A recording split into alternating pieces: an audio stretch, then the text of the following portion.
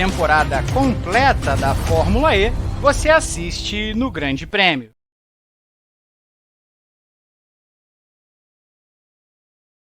Compre com desconto os ingressos do EP de São Paulo da Fórmula E aqui neste QR Code com o cupom Grande Prêmio 10. Tudo em maiúsculo.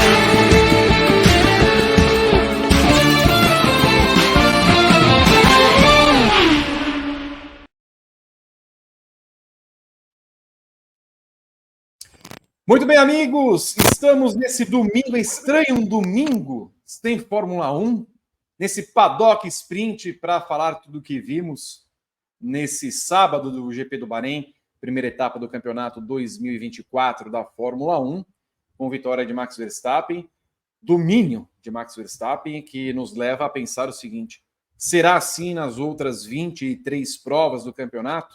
Ele dançando e rodando uma oi? Ou será que teremos alguma competição? Será pior, entre aspas, do que vimos em 2023, em que ele venceu 19 de 22? Vamos debater isso. Vamos debater Christian Horner e Jos Verstappen. Será que foi Jos Verstappen o autor do vazamento daquele e-mail? Ele tem muito interesse em fazer isso. E Verstappen não é uma figura tão... O pai, né? Não é uma figura tão proba assim. Aproveite que nesse domingo você está sem fazer nada, assista ao nosso Paddock Sprint, compartilhe com os amigos, dê o seu like, é muito importante a sua participação, como sempre. Eu sou o Vitor Martins e está comigo Pedro Henrique Marum, com quem não faço o programa há uns 8 anos.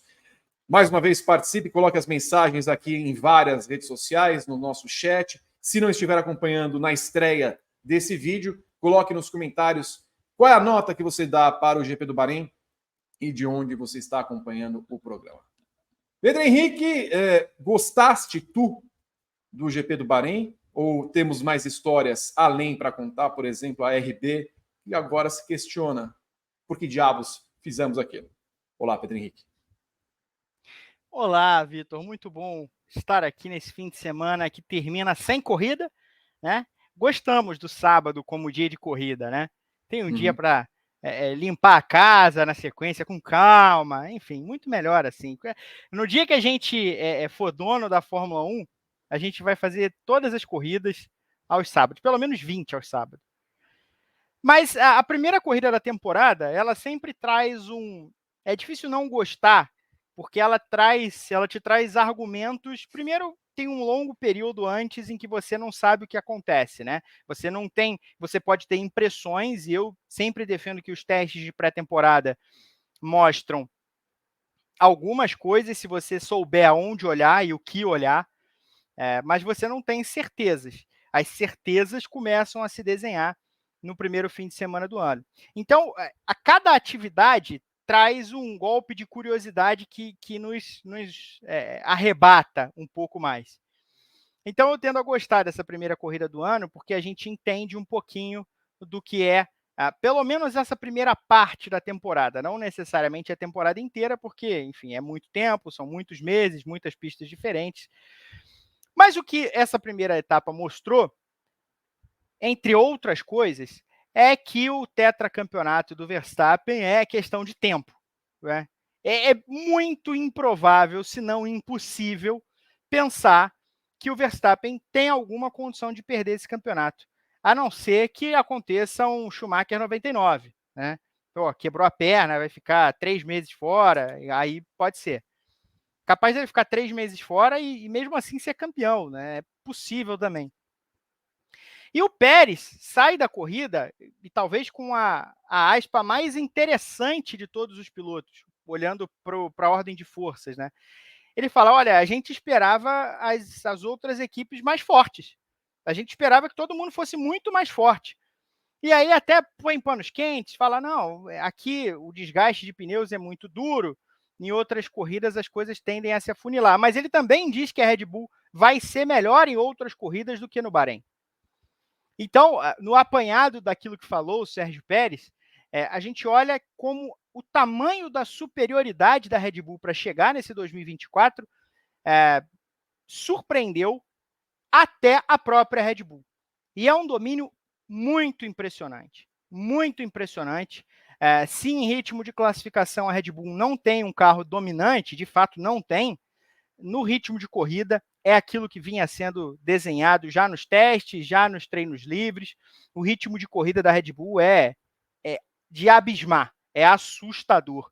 E é muito melhor do que das outras equipes, as equipes daquela plataforma logo abaixo, aquela segunda parte do pelotão. Essas sim, essas prometem uma briga, pelo menos tripla. A Aston Martin precisa provar que pertence a esse grupo, mas as outras três prometem uma briga muito, muito firme pelo posto de segunda força da Fórmula 1. E aí sim eu acho que entra a maior dúvida, dá para duvidar um pouco mais do resultado no Bahrein.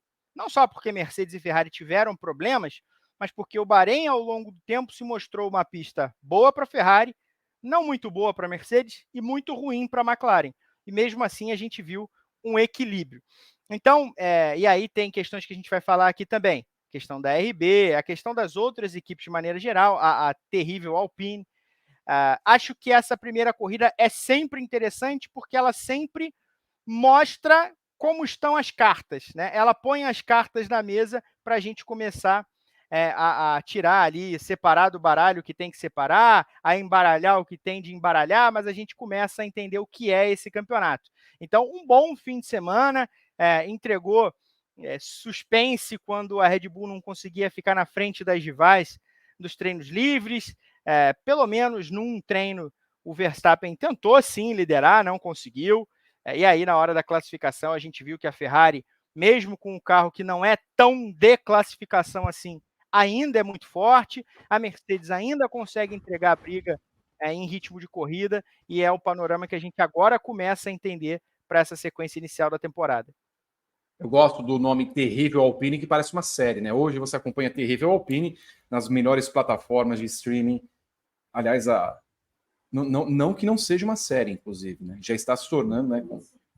Obrigado, Alexa, que falou nesse momento. Bom, mande aí a sua mensagem aqui acompanhando o nosso Paddock Sprint. Vamos começar então falando, Pedro Henrique Marum, desse domínio de Verstappen. Foram 22 segundos na linha de chegada. E se a gente colocar no papel e colocando todos os pormenores, os dados acompanham o que foi visto em pista. Verstappen foi em média 4 décimos mais rápido que o seu companheiro de equipe, Sérgio Pérez. 4 décimos também em relação a Carlos Sainz, que teve um ritmo, segundo os dados, similar, para não dizer igual, ao de Pérez. Pérez demorou um pouco para ultrapassar as Ferraris, era até esperado que fosse acontecer isso, mas uma vez que tenha se livrado dos adversários, Pérez também não teve uma vida tão difícil assim. Foi mantendo, inclusive, a diferença para Sainz, que ora tirava a distância, ora ficava ali naquele vucu-vucu. Mas o interessante do final da prova, que eu acho que aí também pode ser um ponto que a gente pode pegar e ver com esse domínio da Red Bull, quando o Pérez para pela última vez, para a segunda e última vez na corrida desse domingo, ele coloca pneus macios e Sainz, uma volta antes, coloca pneus duros. E a Ferrari, que estava meio sem entender, inclusive, né? Porque o Sainz pergunta, escuta, em que momento que ele vai começar a perder rendimento? E a Ferrari vira, deixa eu dar uma olhadinha. Aí vai, procura, bota ali no Google em que momento ele vai parar. Aí volta. Olha, prevemos que nessa volta. Nada. Não tinha a menor ideia do que estava acontecendo. Nada. Aconteceu nada. Continuou com o mesmo ritmo e tal. Então, o Pérez, de pneus macios usados, andava no mesmo ritmo do Sainz, de pneus duros novos. Enquanto isso, lá na frente, o Verstappen não estava nem aí. tá? Eu acho que o ritmo do Pérez mostra o que é essa Red Bull. Porque no final das contas, Pedro Henrique, eu acho que nós não vimos o melhor do Verstappen na corrida desse domingo. Se ele quisesse, ele teria andado muito mais rápido. Muito mais rápido.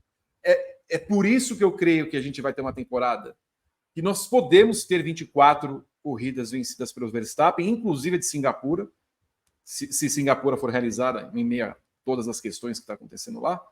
Mas o carro da Red Bull me parece perfeito para qualquer tipo de pista. E nós podemos ver a história de novo ser feita com o Verstappen, que, de novo, não me parece que vimos o melhor do Verstappen nesse domingo. Qual é a impressão que você tem da Red Bull e do Verstappen? Eu tenho a mesma impressão e acho que uma fotografia interessante para isso é o nosso velho amigo Speed Trap, a armadilha de velocidade. Porque se você pegar as maiores velocidades da pista na sexta-feira, na classificação, o Verstappen está lá em cima. Ele é o primeiro, ele foi o cara que chegou na maior velocidade, que é raro de acontecer com o Verstappen, porque, sobretudo nessa sequência de vitórias dos últimos 3 anos, porque ele não precisa afetar o carro tanto assim. E na classificação, o Verstappen teve de tirar tudo que ele podia tirar e teve de exaurir o carro, porque a Ferrari tinha um ritmo tão bom quanto a Red Bull. Aliás, é bom destacar, a melhor volta da classificação foi do Leclerc no Q2. Né? Nem o próprio Leclerc e nem o Verstappen conseguiram bater esse tempo no Q3. Então ele tira tudo do carro. E aí na corrida, no glorioso Speed Trap, o Verstappen tem o 17º tempo.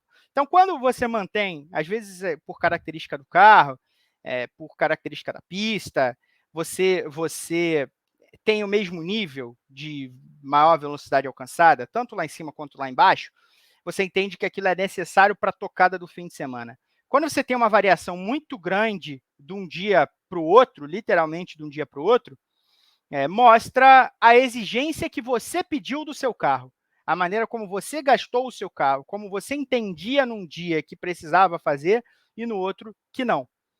Então eu concordo, o Verstappen contorna a primeira curva na frente do Leclerc e aí, em 2 voltas, ele já tem 3 segundos de frente e vai embora e não tem discussão.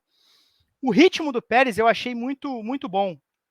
Eu achei muito bom. Ele larga bem e aí vai aos poucos mordendo ali as beiradas, vai tomando as posições sem gastar muito do carro também, ao natural, até tomar o segundo lugar. E aí, embora a Red Bull marca depois o Sainz, né?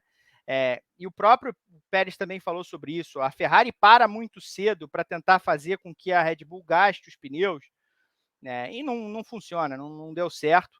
Então, o Pérez também muito naturalmente chega nesse segundo lugar, e se ele precisasse forçar um pouquinho mais para passar mais 2 ou 3, ele passaria mais 2 ou 3, porque estava bastante sob controle, e eu não me deixo afetar muito com a pequena diferença que ele teve para o Sainz. Acho que a diferença foi daquela ordem, porque não tinha nenhum motivo para ele forçar um pouco mais, e se ele precisasse forçar um pouco mais, ele abriria mais. Então, acho que nesse sentido também o Pérez foi muito dominante com relação aos outros 18 pilotos. Mesmo largando em quinto, ele sobra. E aí dá para entender facilmente que o Verstappen não teve a menor razão para forçar esse carro um pouquinho mais. Ele não teve a menor ameaça desde, repito, da primeira curva. Porque tem etapa que você ainda vê alguém tentando acompanhar naquelas primeiras voltas, fim da primeira volta, início da segunda, abre o DRS, alguém tenta chegar pelo menos perto, ver o que dá para fazer. Ontem não. Assim que o Verstappen contorna em primeiro a primeira curva, já era. Ninguém consegue evitar que ele amplie a diferença. Então foi muito fácil, foi a corrida mais fácil, ou uma das mais fáceis vitórias do Verstappen na Fórmula 1 nesse período de domínio.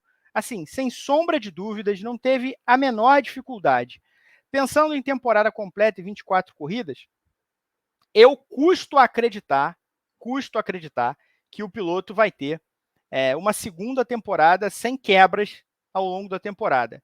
Então, acho que, como a sorte tende a se equilibrar ao longo do ano, alguma coisa vai tirar uma corrida do Verstappen. Uma quebra, alguém batendo nele na largada, alguma coisa vai acontecer, um erro dele, porque não é possível além de toda a qualidade, além das vitórias, além do carro muito bom, que ele passe tanto tempo longe de qualquer azar, ou de praticamente qualquer azar, de qualquer azar terminal. Então, ano passado ele já escapou disso. Eu acho que com 24 corridas, além das 22 do ano passado, é difícil imaginar que não vai acontecer nada esse ano. Mas se não acontecer nada, sim, o Verstappen é extremamente favorito para todas as corridas do ano, com uma lavada de diferença para qualquer um outro piloto. E aí, quando a gente olha para a carreira do Verstappen, são agora 55 vitórias em menos de 200 corridas. É um número assustador na porcentagem de vitória. É uma carreira que se desenvolve com contornos realmente históricos. Eu não sei se o Verstappen vai ter caixa, vai ter vontade, vai ter saco para correr até os 40 anos de idade. Não sei. Mas que ele pare no fim desse ano já é uma carreira absolutamente histórica, marcante, de um piloto que tem uma porcentagem de vitórias que ninguém tem na Fórmula 1 moderna, ninguém vai ter quando ele chegar ao fim dessa temporada.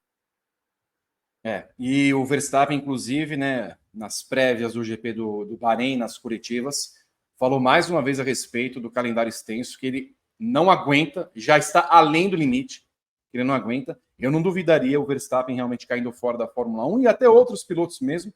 O Alonso falando assim, se ele tiver vontade de correr, que 24 provas é muito desgastante para todo mundo, para todos, para nós jornalistas e para o pessoal que cobre a Fórmula 1, para os pilotos também.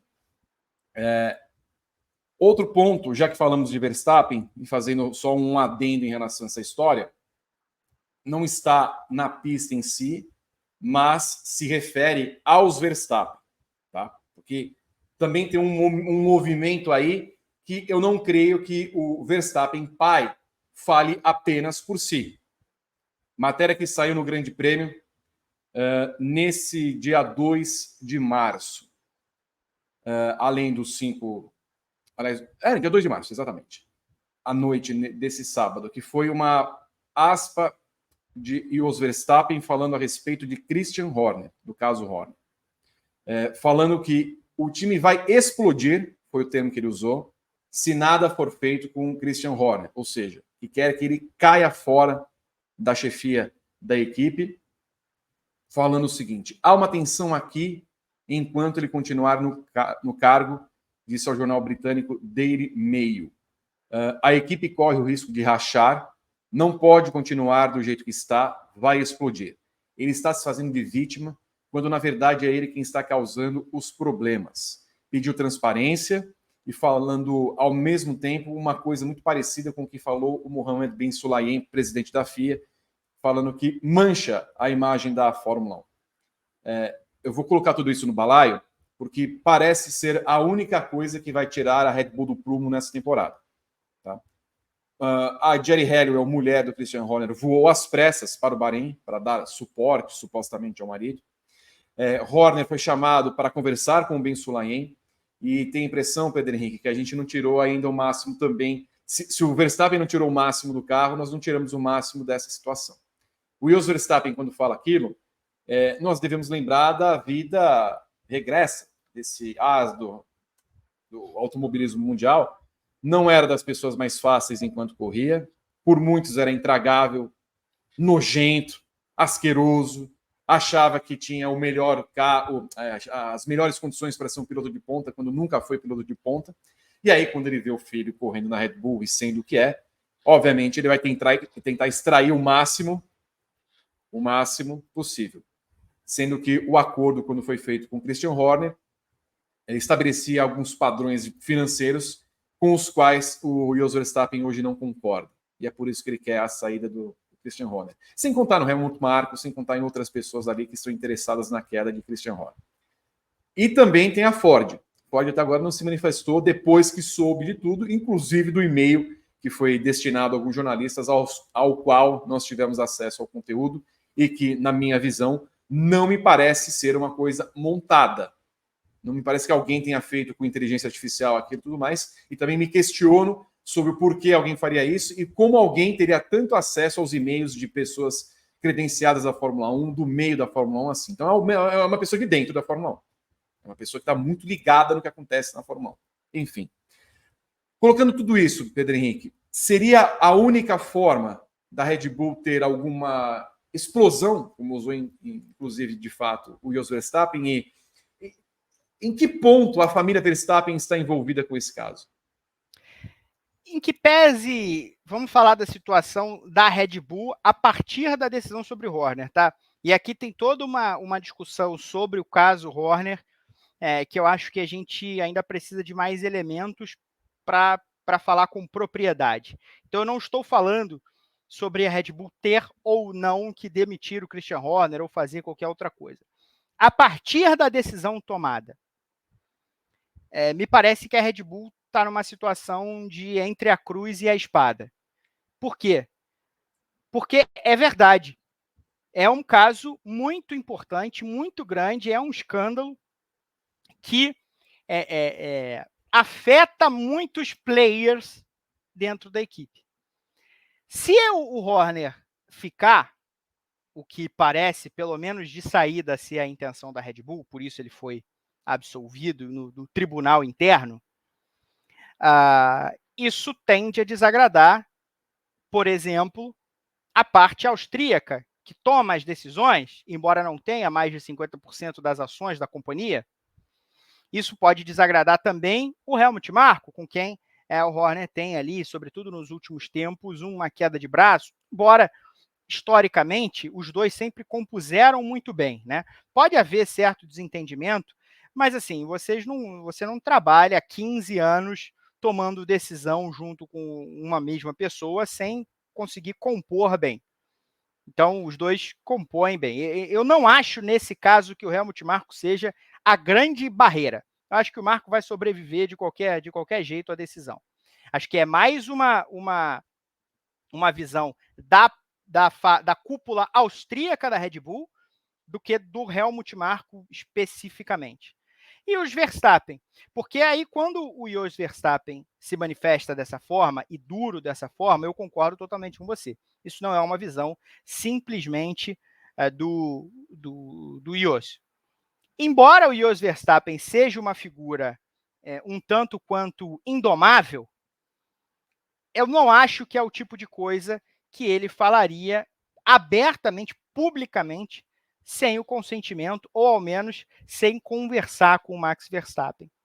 E se o Verstappen, o filho, discordasse de maneira firme, também, se ele fosse pego de surpresa, ou se ele soubesse que o pai fosse falar algo assim, se eles tivessem conversado antes e o Jos, a revelia do Max, tivesse dito, não, mas eu vou falar e quero saber, o Max já teria, acho, abertamente vindo à defesa do Horner, ou da situação, ou apaziguando a situação. E não foi.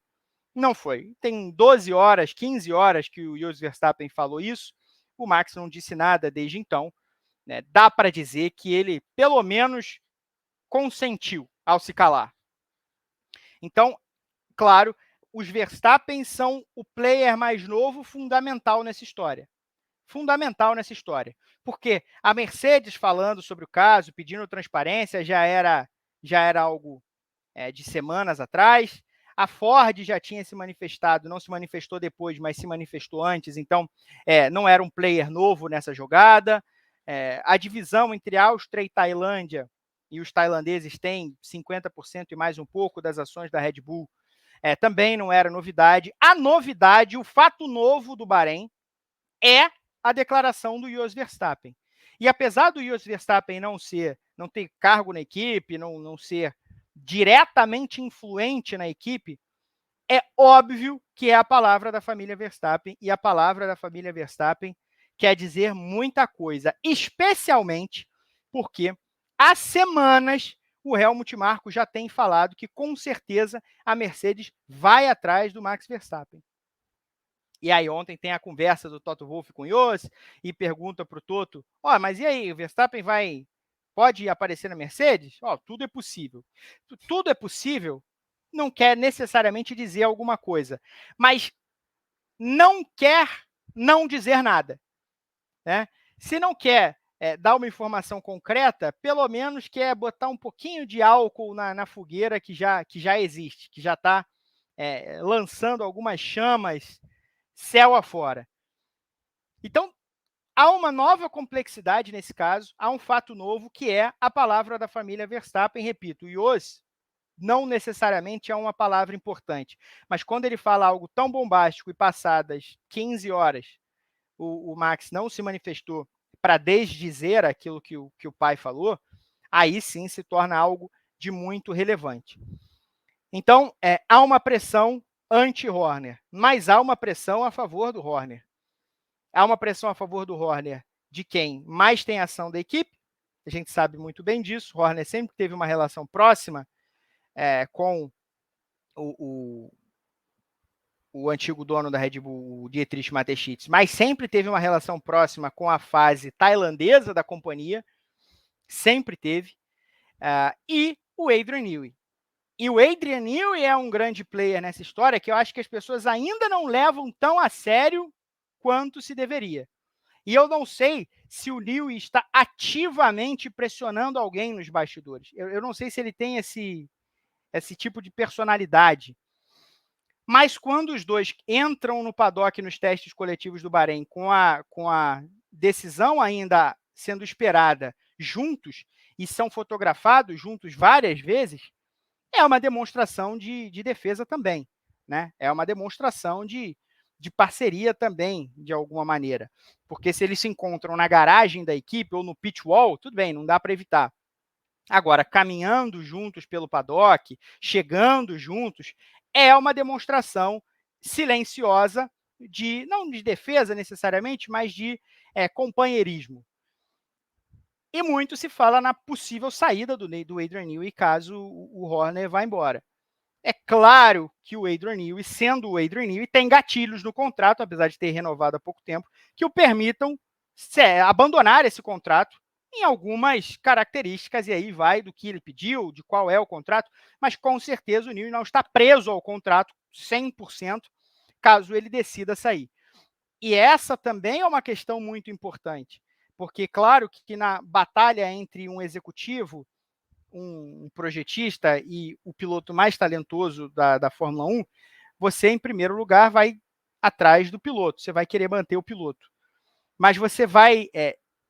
o desejo do piloto, com um contrato muito longo também, é mais forte do que o desejo de quem mais tem ações da equipe, do chefe de equipe há quase 20 anos, e do cara que é o grande artífice desse domínio da parte técnica. Então, a Red Bull está entre a cruz e a espada. E esse é um caso que tem, sim, condições de implodir a Red Bull. Do ponto de vista moral, o desenrolar da história, o desenvolvimento de uma história que ainda não acabou, claramente não acabou, ainda pode indicar uma decisão óbvia. Tudo que a gente viu naquele e-mail lá é verdade, é essa a situação, tem que demitir. Então, tem que demitir. Aí é uma decisão moral, uma decisão ética, não tem discussão sobre isso. Mas a partir da decisão de demitir ou manter, seja o que for que tenha acontecido, é algo que tem caixa para causar estragos na Red Bull no quesito institucional. Isso, para mim, está muito claro. Muito bem. Então, realmente, nós vamos acompanhar um 2024 na Red Bull, em que temos um piloto dominante, que pode vencer as 24 corridas, mas uma equipe que talvez não tenha chefia. E aí, a partir do momento em que houver uma queda do Horner, pode haver uma queda do Adrian Newey, e se a Red Bull perder, seja o Verstappen ou o Horner, e aí falando claramente, se a Mercedes fizer um convite, e aí como o Maurão falou, de fato para o Verstappen, que talvez seja uma situação que por muitos nós não imaginávamos. Né? Que quando a gente fala em substituir Hamilton, a gente pensa em Alonso, pensa em Vettel, de escala de grandezas, mas não pensa em Verstappen no primeiro momento. Quando o Jos Verstappen dá uma declaração dessa, a gente pensa em dinheiro, a gente pensa em poder, e aí a gente pensa em pegar o telefone e falar assim, Toto, faz tempo que a gente não se encontra, não toma um café lá em Mônaco, que nem você fez com o Briatore, me apresenta, café bom é café da Colômbia, café brasileiro, e aí pega e conversa. Então, o cenário de 2024 é esse, pessoal. Verstappen podendo vencer as 24 corridas, sem saber se o seu chefe será Christian Horner ou não, e já sabemos pela voz do pai, que eles não querem Horner na equipe. Você falou da Alpine e da RB, nós precisamos falar dessas duas equipes e olhar para o fim do pelotão. Na corrida desse sábado no Bahrein, o último trecho da corrida foi marcado por uma interessante ordem de equipe da RB, segunda equipe da Red Bull, para que Yuki Tsunoda, que andou melhor o final de semana inteiro, abrisse passagem para Daniel Ricciardo. O primeiro pedido para Tsunoda veio com uma resposta: hã? Por quê? Não sei o que lá mais, tal. Lembrando que valia a disputa de uma interessantíssima 13ª posição. Tsunoda batalhou, não quis dar, uma vez que deu ultrapassagem, que deu passagem, na volta seguinte já começou, ele não está mais rápido que eu, quero ver. Eles estavam tentando ultrapassar Kevin Magnussen da Haas. Não deu certo, deu a linha de chegada, Ricciardo em 13º, Tsunoda em 14º, e aí veio aquelas cenas em que Tsunoda joga o carro 2 vezes depois da bandeirada para cima de Daniel Ricciardo. Perguntado foi Ricciardo a respeito, e é engraçado, né? Porque era justamente Daniel Ricciardo, que é um cara que extrai algum carisma e algum humor de algumas respostas. Se fosse qualquer outro piloto, responderia: eu vou pegar esse japonês e vou dar um socão. Aí ele falou assim: olha, eu sou sensível, mas eu vou dizer que se trata de uma infantilidade, de uma imaturidade, tudo mais tal, e vocês vão extrair de mim ao máximo. É interessante notar como uma segunda equipe da Red Bull também vive um problema que ela criou para si, o que não, na minha visão, não tinha a menor necessidade de fazer isso, eles não iam ganhar ponto, eles criaram um problema, e que no final das contas, esse problema, eu tenho a impressão que foi a Evelyn que falou no briefing de ontem, Marumoso, o Gui, que já me parece claro na primeira demonstração do Lohan Mekies como chefe de equipe, que o Tsunoda vai ser carta fora desse baralho.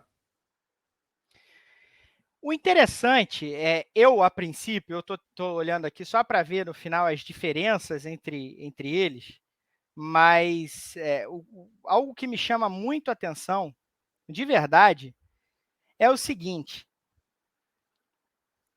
eu até entendo a troca de posições para que o outro piloto possa tentar atacar. Algumas voltas para o fim, você tem outro tipo de piloto com relação ao rival que você quer alcançar. O piloto da frente já teve a chance dele e não conseguiu, embora me parecesse que o Tsunoda tinha mais chances do que o Ricciardo. Mas tudo bem, ele teve algumas voltas, não conseguiu. Vamos dar 3 voltas aí para ver se o Ricciardo consegue chegar junto.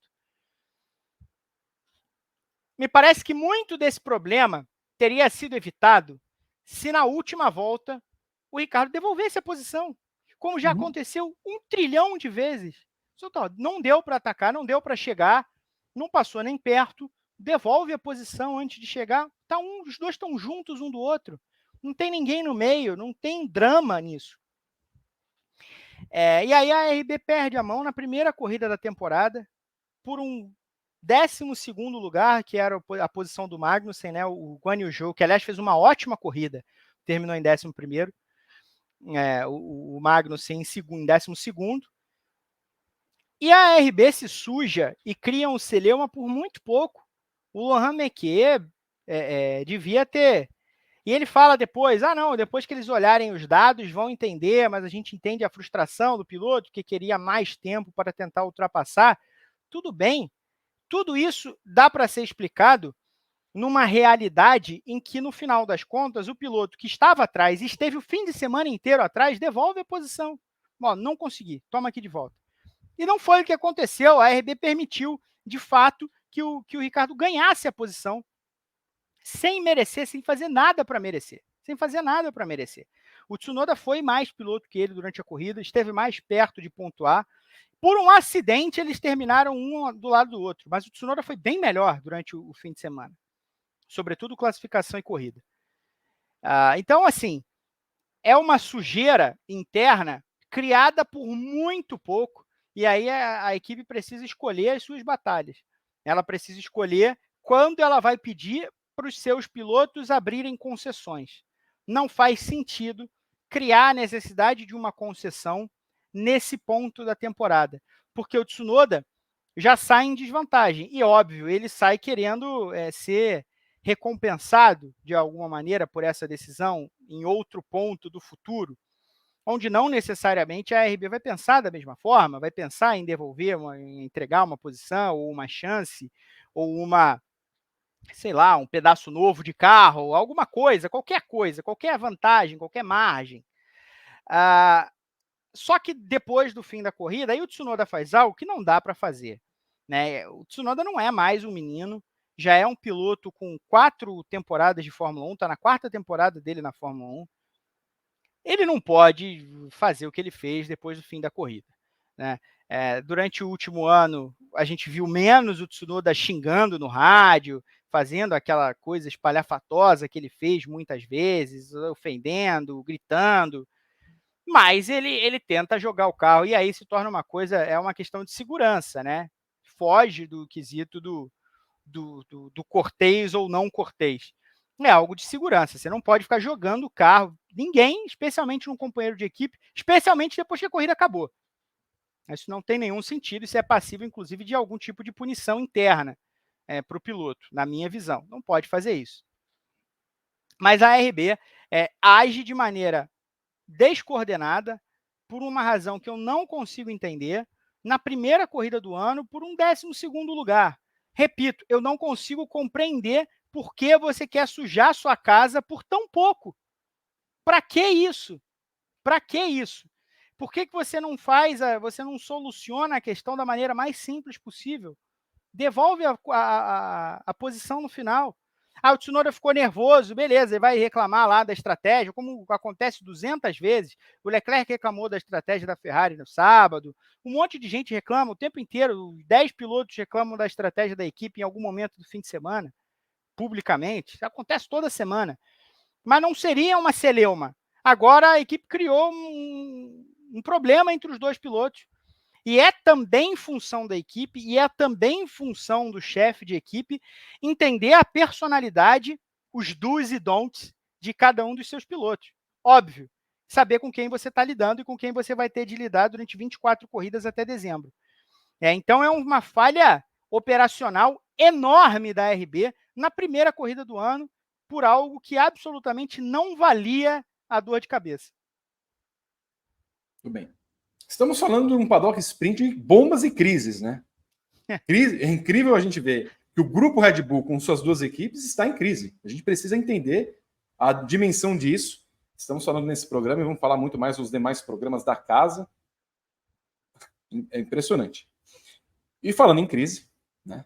Ainda nesse sábado pós-GP do Bahrein, a Alpine se viu sem Dirk de Beer, que é um nome ótimo para o Dirk da cerveja, e Matt Harman, que são diretores de aerodinâmica, e o diretor técnico, Matt Harman, diretor técnico, e chefe de aerodinâmica, Dirk de Beer.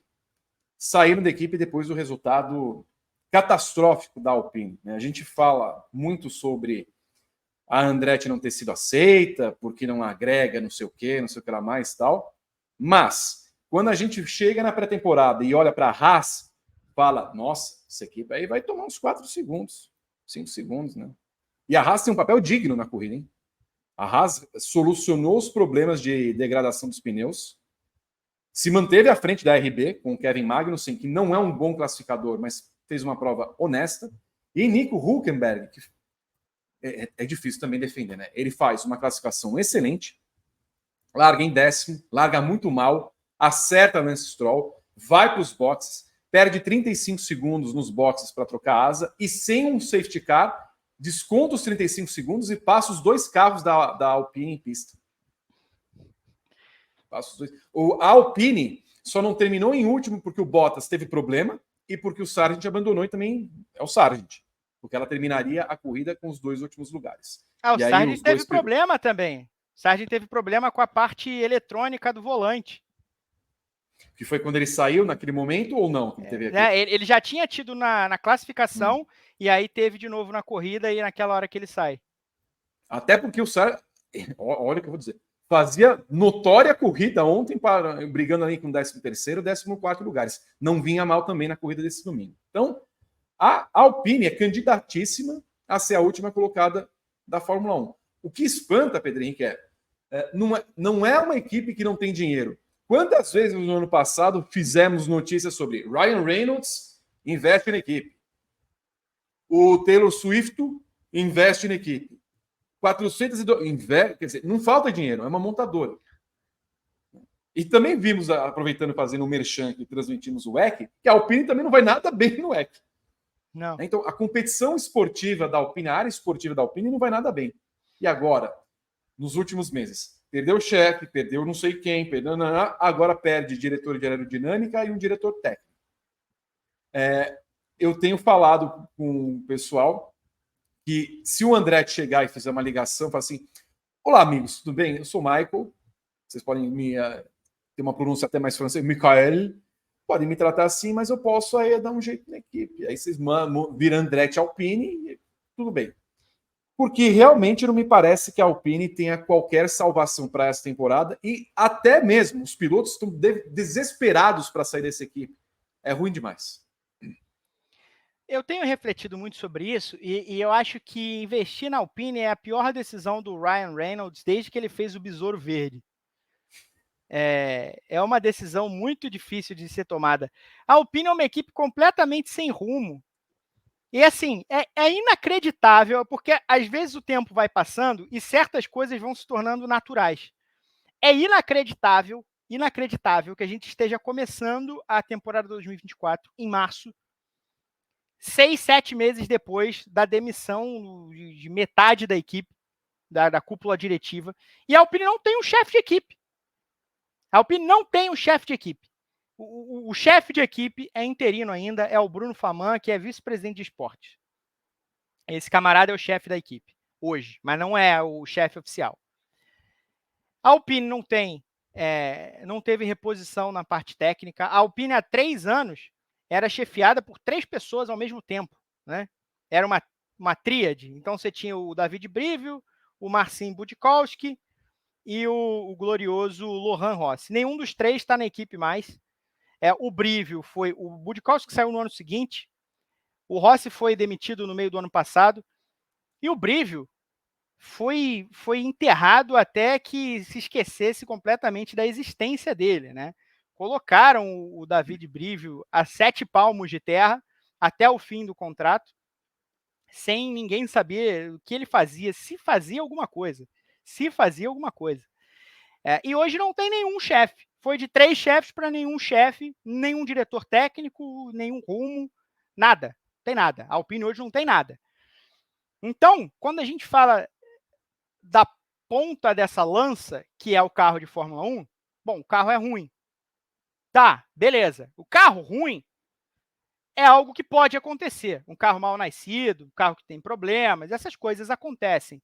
Você vai ajustando ao longo de uma temporada, você melhora, desenvolve, traz novidades. A Alpine tem dinheiro, ela tem uma fábrica só para a parte de motor, ela tem, claro que hoje tem o teto orçamentário que limita os gastos, mas você tem tudo de bom e do melhor para, dentro do teto de gastos, chegar a conclusões e chegar a produções melhores do que algumas das suas oponentes nessa região do grid. A Haas, por exemplo. Só que, quando a gente olha para uma equipe que não tem nada, que não tem estrutura, qual é a estrutura institucional da Alpine hoje? É muito difícil de dizer. Você tem um chefe interino e ninguém, e cada vez menos gente. Agora não tem mais o pessoal da área de engenharia, que saiu o fim de semana. Então, é muito difícil você imaginar uma escalada da Alpine. A Alpine tem hoje uma obrigação emergencial, que é preencher essa coluna vertebral com vértebras, porque hoje é uma coluna vertebral sem vértebras, né? É só carne das costas que está mantendo uma vara em pé ali, mais ou menos em pé. Então você precisa criar as suas vértebras para voltar a ser uma equipe. Hoje não é uma equipe, hoje é um amontoado que por acaso tem 2 carros na lista dos seus ativos. Estão lá andando na pista. e 2 pilotos que estão sofrendo em último ano de contrato, pedindo, pelo amor de Deus, para alguém fazer uma proposta para que eles vão embora desse lugar e não voltem nunca mais. Essa é a questão principal, essa é a urgência da Alpine. A Alpine tem que melhorar o carro, a Alpine tem que ter uma estrutura de esportes. Para já. Tem que chegar em maio, daqui 2 meses, com uma estrutura de esportes, para ir pensar em evoluir ao longo do ano e para o próximo projeto. A não ser que bata um martelo na Renault, que pelo menos a equipe de Fórmula 1 possa ser vendida ou possa fazer uma parceria com o Andretti, cedendo o controle operacional para o Andretti também, porque não me parece que o Michael Andretti aceitaria um acordo no qual a Alpine tem poder de decisão.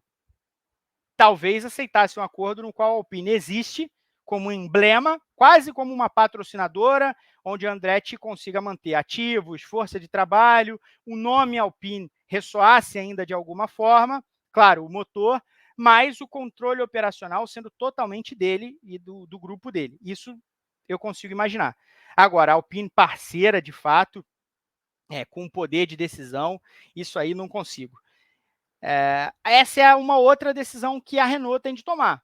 Vale a pena investir nessa equipe? Vale a pena recomeçar o projeto com o carro andando, um projeto que lá em 2016, quando eles retomaram a equipe da Lotus, falava em ganhar em 5 anos, e durante esse tempo a Alpine, Renault e Alpine, teve 2 temporadas razoáveis, 2018 e 2020, só, não mais depois. Tudo bem, 2022 foi ok também, mas assim, com uma vitória totalmente casual nesse período, passando vergonha, perdendo Piastri e Alonso ao mesmo tempo, quando achou que tinha contrato com os dois, passando vergonha porque os pilotos agora estão claramente pedindo, pelo amor de Deus, para ir embora. Quer dizer, não tem condição. A Renault precisa tomar uma decisão. Vale a pena fazer um trabalho sério, gastar esse dinheiro e reconstruir a equipe, porque agora não tem nada? Né? Você limpou a casa já, não tem mais nada. A casa se limpou sozinha. Todo mundo foi embora pedindo, por favor, me libera disso aqui. Eu não quero mais fazer parte desse inferno. E aí os caras foram sumindo. O demitido mesmo foi o Rossi, foi o Zafnauer, de resto, todo mundo foi pedindo para ir embora. Então, assim, é reconstrução ou é entrar em um acordo para que outra pessoa assuma essa bomba?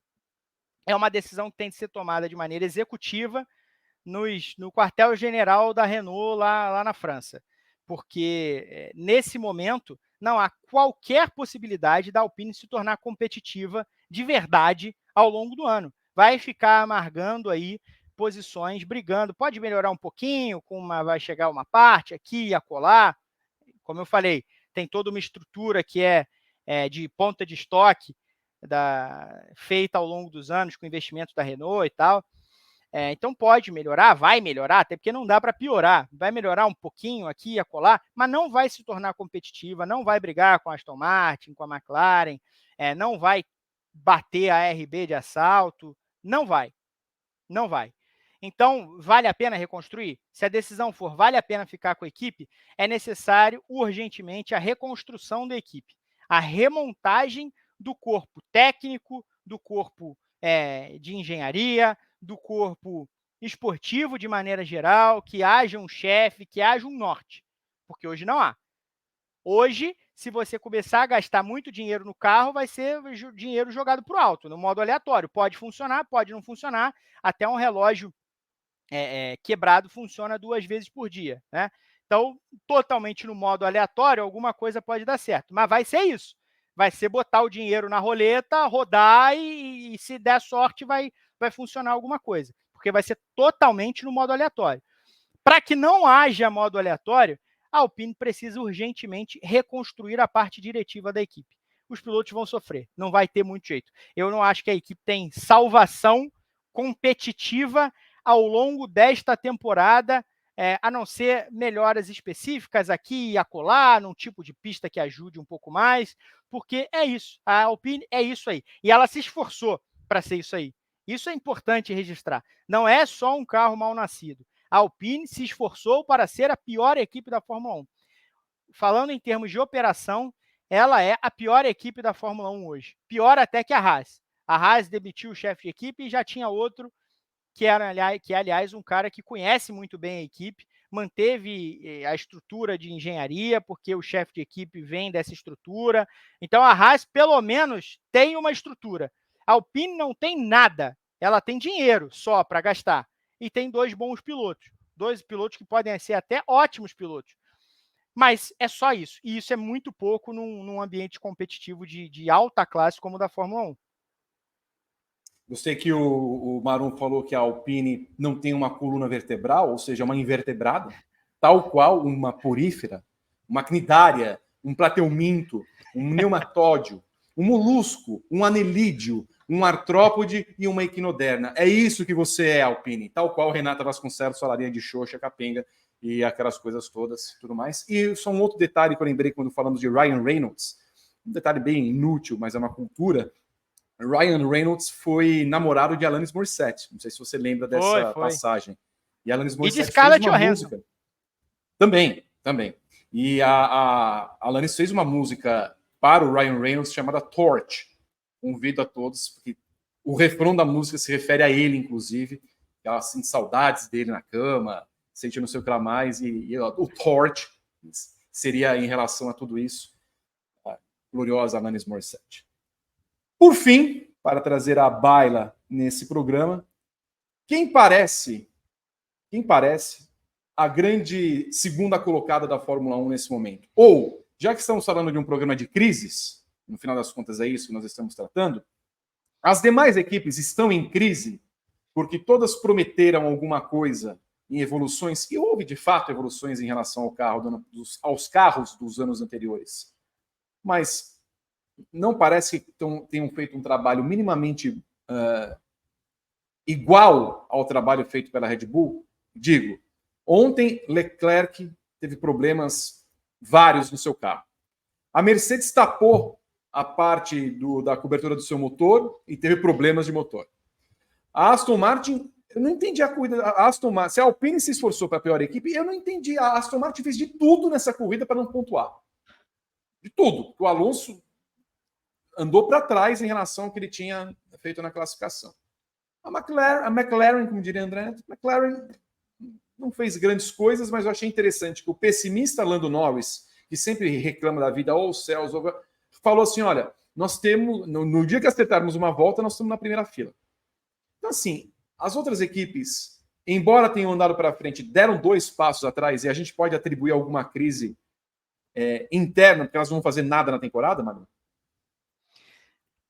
Isso a gente pode ter uma primeira ideia, primeira impressão, mas não dá para ser muito contundente, porque é aquilo, né? O Bahrein era uma pista que todo mundo já conhecia com esses carros, por conta dos testes, das condições parecidas. A gente precisa sair dessa realidade controlada, realidade simulada quase, que é o Bahrein, para entender essas equipes de maneira complexa. Mas eu vejo um equilíbrio. Vejo a Aston Martin atrás e acho que a Aston Martin precisa mostrar que pertence nessa briga, que o ano passado não foi um acaso. E o desempenho no Bahrein diz muito sobre isso, porque a Aston Martin foi muito bem no Bahrein no ano passado e não conseguiu ir bem de jeito nenhum na corrida ontem.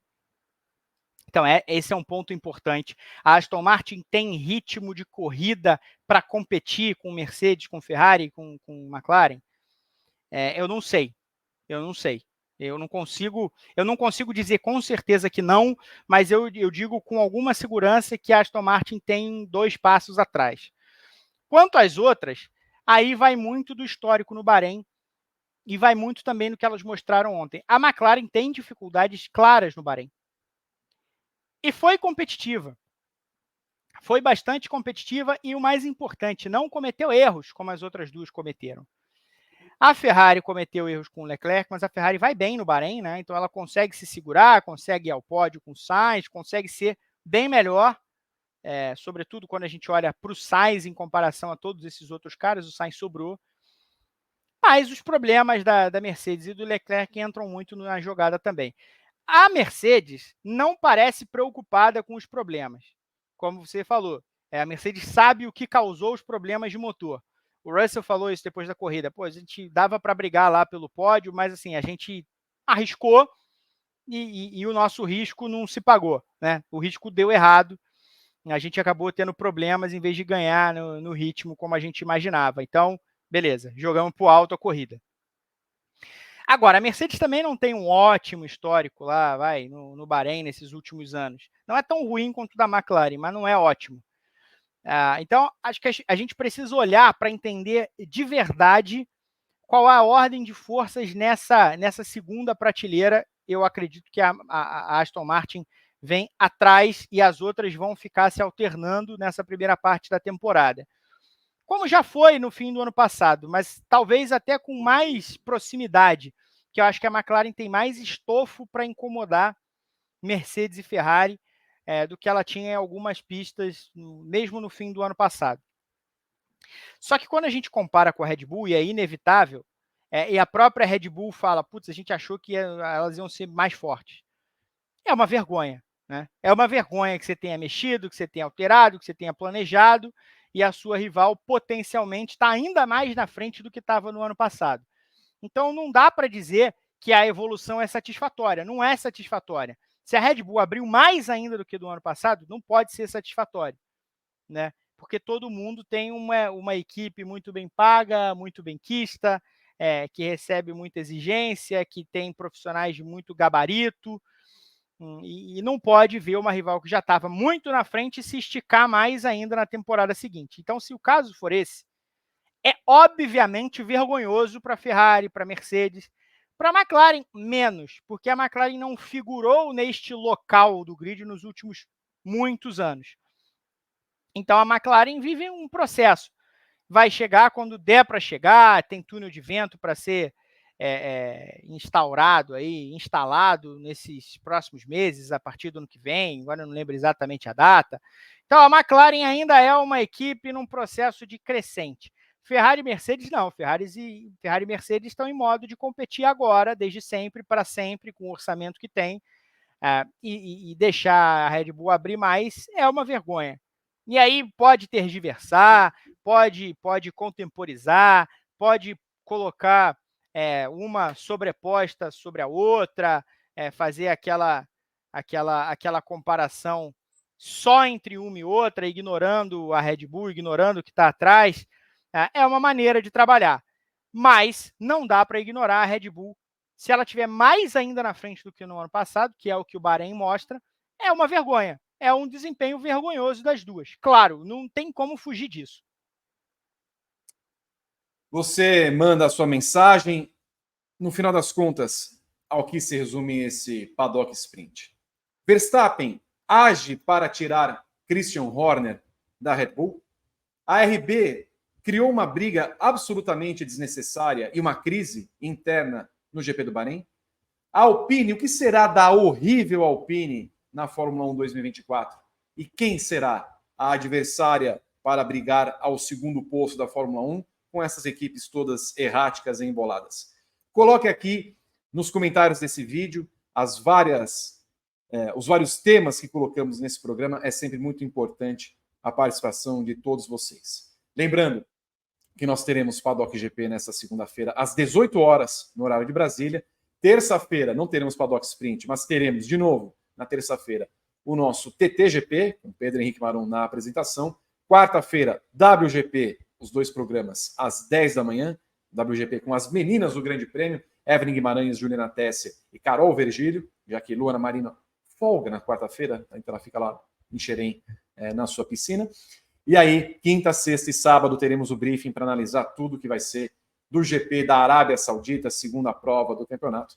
Vamos acompanhar como essas crises e essas bombas que a Fórmula 1 colocou no Bahrein se desenrolam. E, claro, olhando pelo lado de Verstappen, se ele vence as 24 provas da temporada 2024. Algo mais, Marum? Não, acho que cobrimos bastante dessa abertura do campeonato. Agora fica a curiosidade para ver numa pista de retas mais longas, maior velocidade e tudo mais, como esses carros vão responder. mas pelo menos o pontapé inicial da temporada já foi dado e a gente já sabe algumas coisas. Esse foi o Paddock Sprint, com produção de Carol Vergílio, Pedro Henrique Marum e eu, Vitor Martins, apresentamos esse programa. Continuem no grandepremio.com.br. Tenham um ótimo domingo, uma ótima semana. Vamos ver o que acontece com a Fórmula 1. Aliás, tem Fórmula 1, MotoGP e Indy, para nossa alegria, no Grande Prêmio. Todo mundo trabalhando. Mentira, porque na outra semana tem Fórmula E. E se você não comprou o seu ingresso, vá lá. Temos aqui na descrição desse vídeo, inclusive, e aqui o QR Code, que a nossa Carol Vergílio coloca com precisão. Compre o seu ingresso para o EP de São Paulo com 10% de desconto. Aponte a câmera para o QR Code e use o cupom Grande Prêmio 10, tudo em maiúscula. Queremos vê-lo lá no AMB. Estaremos lá, eu, Pedro Henrique Marum e grande elenco para a cobertura desta prova da Fórmula E. Faço questão que você vá, você vai gostar. Leve a família.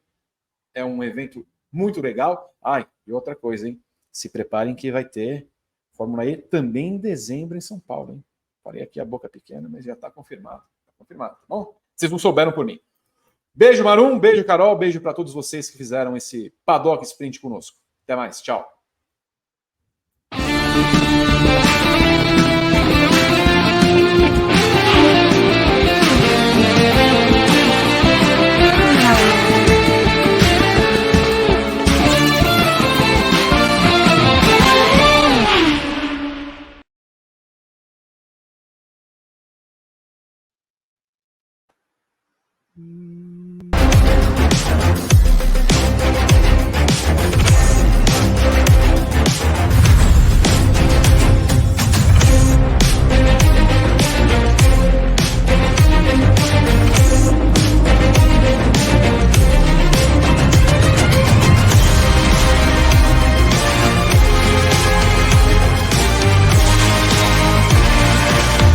Temporada completa da Fórmula E, você assiste no Grande Prêmio. Compre com desconto os ingressos do EP de São Paulo da Fórmula E aqui neste QR Code com o cupom Grande Prêmio 10. Tudo em maiúsculo.